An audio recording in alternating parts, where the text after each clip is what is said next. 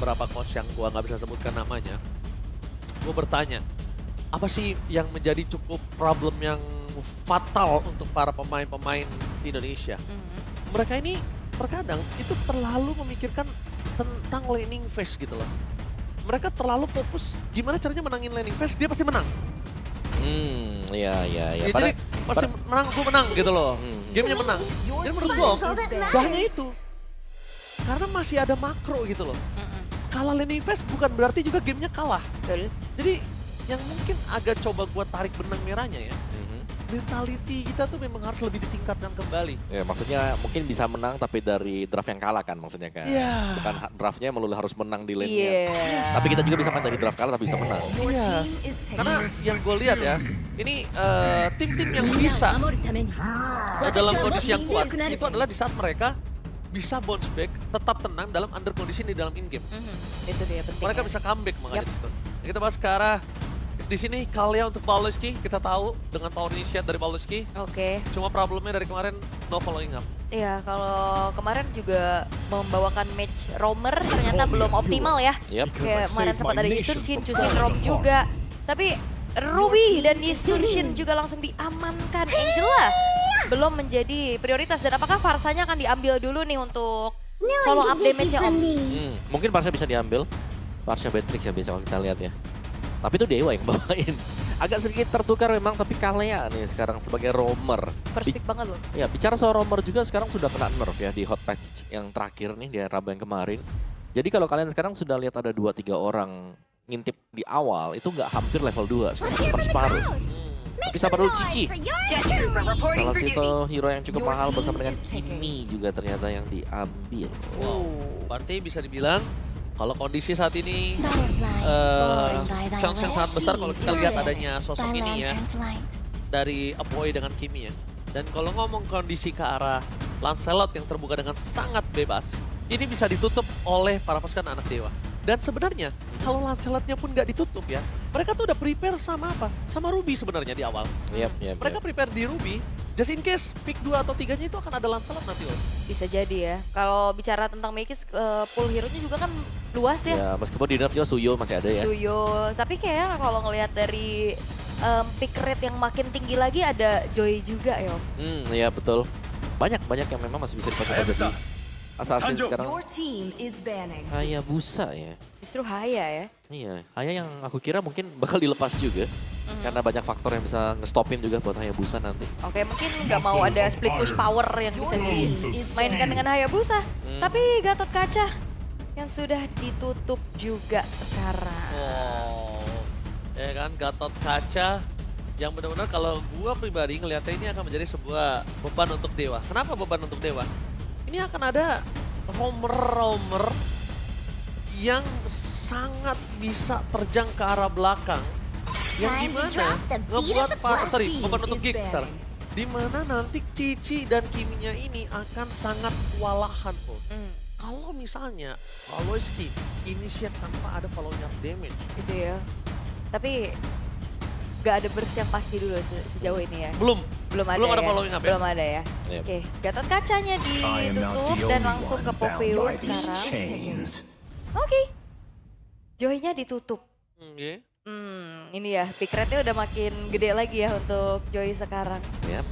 Atau ya kita masih tahu ada Kin juga kan buat Dewa sendiri. Drop dulu disimpan. Wow, bentar. Berarti gue ngelihatnya di sini kalau misalnya mereka menutup ke arah Hayabusa dan juga sosok ke arah Joy, ini chance untuk para pasukan dari tim Dewa. Mereka nggak punya power split push yang memungkinkan untuk bisa meng-counter pergerakan dari King. Tapi mau nggak mau, dengan ada potensi ke arah Granger yang terbuka dengan sangat bebas dan juga ternyata Lancelot yang sudah kita bahas sebelumnya, mereka udah siapin untuk Ruby. Yap, itu ya. Karena memang metode Yisun Shin yang menjadikan dirinya hyper carry juga sangat memungkinkan untuk Ruby-nya berada di gold lane untuk maybe. Ya. Ini butuh EXP yang bisa make play lagi kah? Benedetta? Jujur tapi kalau mereka mau pakai Ruby untuk maybe sebenarnya nggak masalah juga. Tuh. Akan kuat juga damage-nya. Cuma kalau yang gue lihat di sini mereka nggak punya high ground defender. Iya, persyaratan hyper carry Yisun Shin kan snowball kan? Iya, snowball. Dan mereka menurut gue ada baiknya. Mereka prepare untuk high ground dan ternyata Terislah untuk Kin. Wow, mereka sangat berani. Sangat ya, kayaknya team fight oriented yang bakal coba untuk dicari juga untuk 5v5 nantinya dari Dewa. Makanya mereka nutup ke arah Haya, Joy yang lumayan susah ditangkap. Dan juga benar untuk team fight ketika semuanya sedang berkumpul ini akan cukup berbahaya ya. Apalagi kalau memang ada yang menyambut nih, Kalia sedang melakukan Tsunami Slam disambut langsung dengan penalty zone. Oke. Yang bakal dibuat nanti dari Isla. Bisa counter initiate juga berarti ya. Alright, tapi kita akan lihat seperti apa nantinya. Karena kalau ngelihat dari Geek, mereka sudah mulai membawakan draft yang standard ya, atau default lagi ya. Nggak ada cispik-cispik yang ditunjukkan. Yeah. Oke, mampukah The King Slayer bounce back? Atau malah Dewa kembali terbang di langit dan membuat hari-hari Geek Farm ke depannya akan gelap? So WPL Arena, mana tepuk tangannya? Let's go to the lane of down. Alright. Dan menjadikan Aboy juga ya sebagai follow up damage nantinya untuk bermain menguasai bagaimana poros mid lane dari Baloiski-nya juga. Tapi ini ya Clash of Youngbloods, 2 Youngbloods nih. Walaupun secara pengalaman Ray harusnya lebih banyak Om. Iya, tapi untuk jungler average skill-nya masih dipegang dengan Ray juga ya. Retribution-nya dia strong. Terus juga untuk team fight-nya terkadang kita melihat dia juga sanggup untuk bisa nge-lead teman-teman yang lain. Tapi Baloy? Oke, Baloy segala tuh mau dan maka dia sudah kehilangan karena flicker yang dia miliki.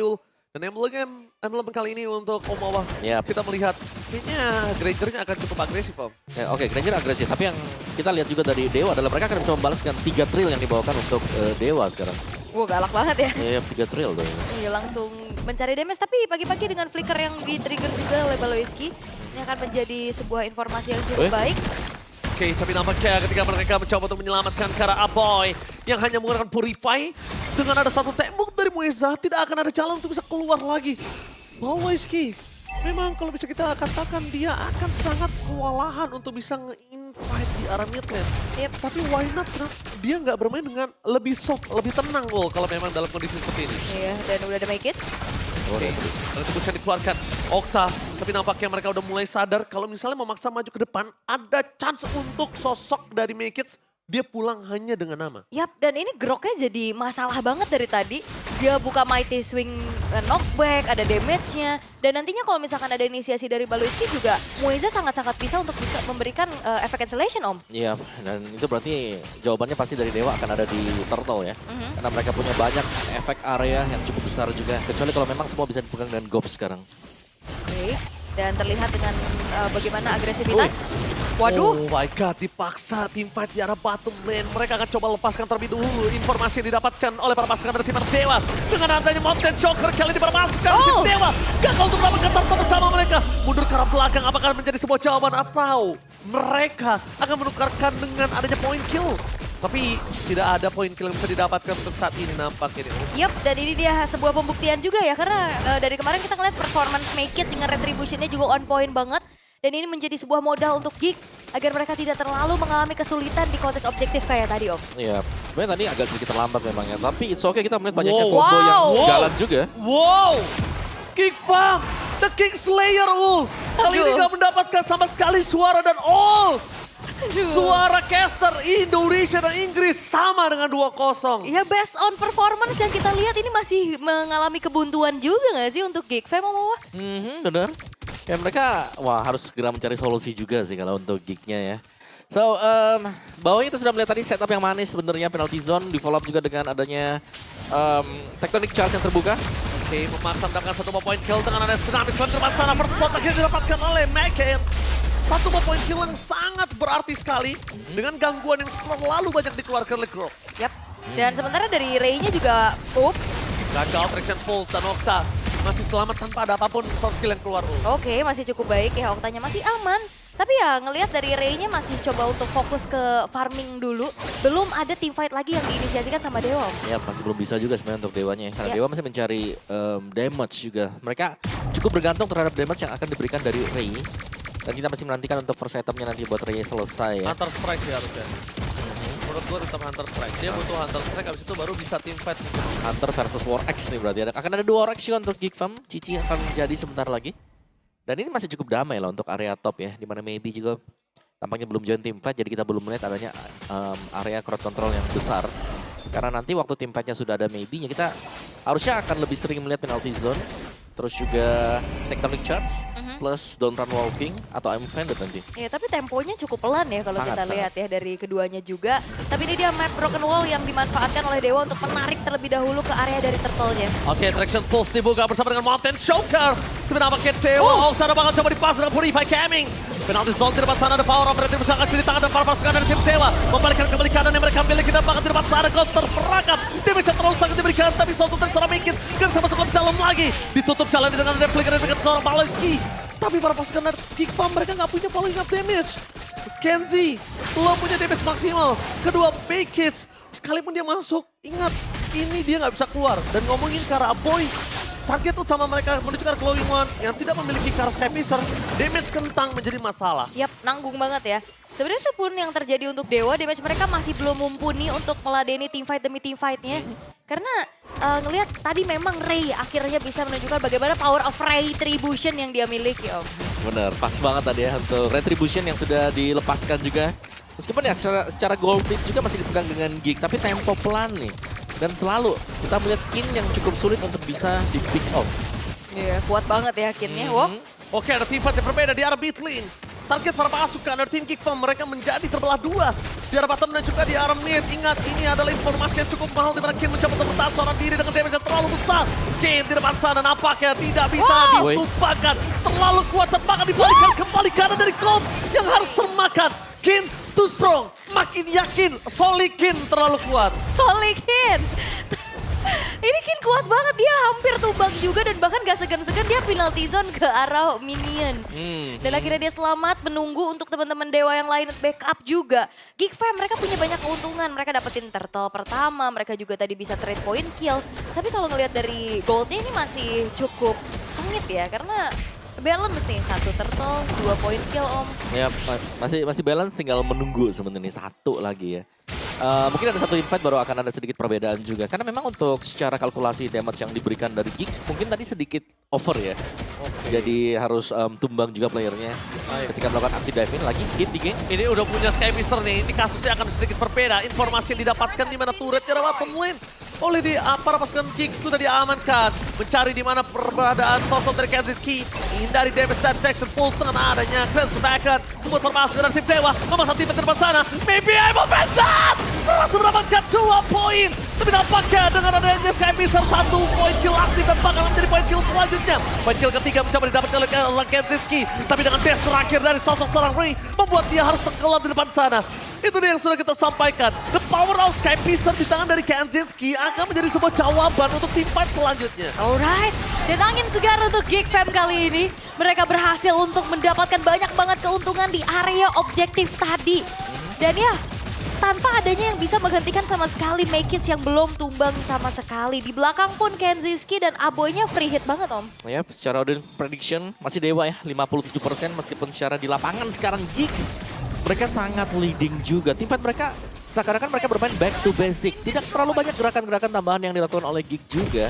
Tapi mereka fokus untuk dapetin objektifnya, untuk menangin tim fight-nya. But timing ketika menghindar dari objektif. Bahkan lihat di depan sana berhasil dihindari damage yang diberikan. Dan Make It untuknya masih ada 1 buah anak tangan untuk dia keluar. Retribution kembali lagi masih berulah. Make It dengan power tapi nampaknya gagal untuk ke arah Purple Buff, tertinggal dari God seorang diri dan kembali lagi masuk ke dalam tuh 1 buat table. Wesa bakal coba ditutup jalan yang flicker for defensif dan bakal yakin bersama dengan Solikin tenggelam di depan sana. Damage yang diberikan oleh para pasukan tim Geek Farm sudah cukup. 2 Sky Piercer kali ini. Ya itu dia 2 Sky Piercers ya karena memang potensi Kimi dan juga Granger dengan Sky Pierce-nya Om. Tapi 2 loh. Ada 2 memang tapi Kenzie lebih dulu ya untuk ngisi stacknya. Jadi seharusnya nanti tugas dari Aboy ini hanya akan menjadi finisher. Seandainya memang Kenzie lagi tidak ada di tempat atau cukup jauh untuk melakukan team fight. Kalau ada Kenzie pastinya stack Sky Pierce kemungkinan besar akan didapatkan oleh Kenzinski nanti. Tapi oke gak sih dengan 2 Sky Piercer gini Om? Kalau aku sih oke-oke aja sih. Karena ya jaga-jaga aja. Gak bisa mengandalkan cuma dari 1 juga. Apalagi kan lagi enak banget buat nyari point kill ya. Betul, mereka lagi leading jauh sekarang. Kalau gue sih menurut gue ini oke. Kenapa oke? Pertama, mereka damage-nya rata-rata damage kentang. Kedua, eksekutor mereka ini bisa kita bilang ada di Kenzinski dan juga Aboy. Ngomongin Makits, yes, Makits punya power, dia punya damage. Tapi dengan damage-nya Lancelot makin late game nanti akan berturun. Nah, mereka cukup mengandalkan hal itu. Dan Gobs kita tahu, dia bukan ESP laner yang damage area of effect gitu loh. Dia momentum, mungkin zoning out, dia sangat kuat. Tapi kalau untuk ngomongin damage, gak ada 2 Skypisar ini, memang agak cukup sulit nanti Geek Farm ya. Karena mereka terlalu banyak damage yang tanggung. Sorry kalau ngomongin tentang itu kepalang tanggung ya guys ya. Oke. Dan sekarang kembali lagi ya, membawakan draft dengan banyaknya AOE, ini nggak ngebuat dari Dewa ternyata bisa menangin kontesnya loh. Iya, karena banyak yang bisa menghindar juga kan. Kayak ada bounce dari Cici, terus juga ada Tombrose mungkin dari Lancelot. Jadi targetnya mereka harus bisa hitnya ini ke Aboy. Which is kalau kita lihat dari tadi juga, Purify dari Aboy ini sangat-sangat jarang untuk bisa ter-trigger. Iya. Sedangkan untuk range yang lebih jauh lagi ada Kenzie di sana dengan flickernya juga. Jadi tercicil secara gratis untuk pemain dari Dewa. Oke, pertanyaannya satu di sini Ul. Mereka ini belum dapetin momentum atau ternyata mereka nunggu sampai ada beberapa damage item yang diberikan dari tim Dewa. Ya terutama paling di Ray doang ya damage-nya. Yep. Tarikan Emma Finded sih, kalau memang bisa dikombo dengan Mountain Shocker, itu bisa jadi poin plus. Okta kembali lagi menjadi pilihan utama mereka di mana Aboy terbuka di depan sana. Perpasukan dari tim Dewa, kalau mereka mencoba untuk fokus menuju ke arah Lord, kayaknya mereka akan sulit dan mereka akan kewalahan banget sih.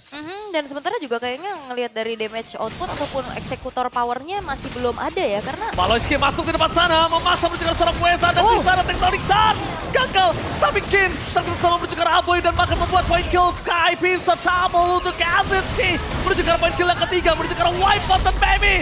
Versus everybody dan Savage! Looking for Savage! Dan kali ini dia The Kingslayer. Kaczynski is back. Savage! Kaczynski! Team fight yang bagus banget terpecah belah. Dan Ray yang dikejar-kejar oleh Gobs dan juga Maykids. Sebuah vengeance menjadi masalah juga tadi untuk Ray. Yap, dan juga Moisa Kin ya, yang memang terpisah dari teman-teman yang lain tadi. Kita melihat adanya 2 team fight di 2 posisi yang memang cukup berbeda dan semuanya dimenangkan berkat tarikan dari Tsunami Slam yang dilakukan oleh Baloy tadi. Wah ini replaynya juga ya. Tadi ada kepisah nggak sih? Kepisah banget. 2 di depan, ini dia 2. Kinnya juga sudah sendirian. Dan di belakangnya diacak-acak nih dengan Gobs. Yap.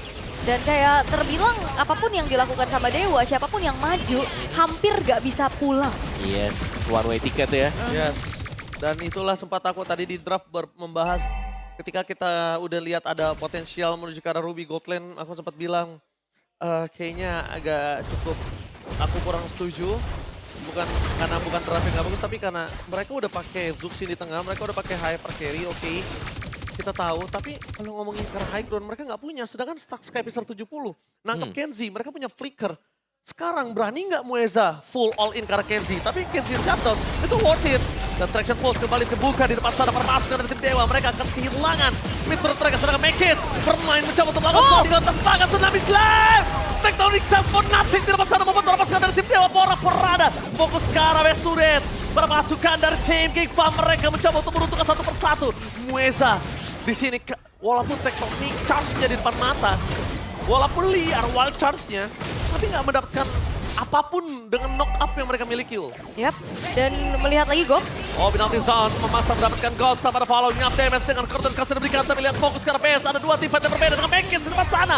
Mereka fokus ke arah gold, mereka lupakan ke arah PS-nya. Dan di depan sana Aboy fokus ke arah PS, apa pun terjadi dan The Kingslayer menampar para caster.